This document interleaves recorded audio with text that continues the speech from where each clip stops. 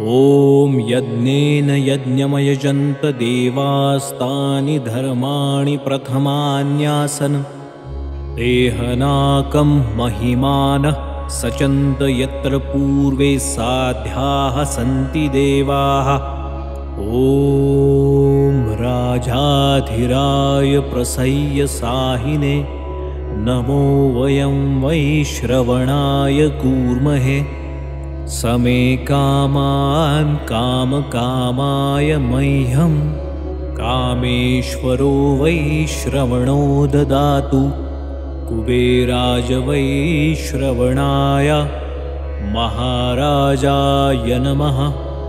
ॐ स्वस्ति साम्राज्यं भोज्यं स्वराज्यं वैराज्यं पारमेष्ठ्यं राज्यं महाराज्यमाधिपत्यमयं समन्तपर्या ईस्यात् सार्वभौमः सार्वाः युषान्तार्दापरार्धात् पृथिव्यै समुद्रपर्यान्ताय एकराळिति तदप्येष श्लोकोऽभिहितो मरुतः परिवेष्टारो मरुतस्यावसनगृहे आवीक्षतस्य कामप्रे विश्वे देवाः सभासदैति।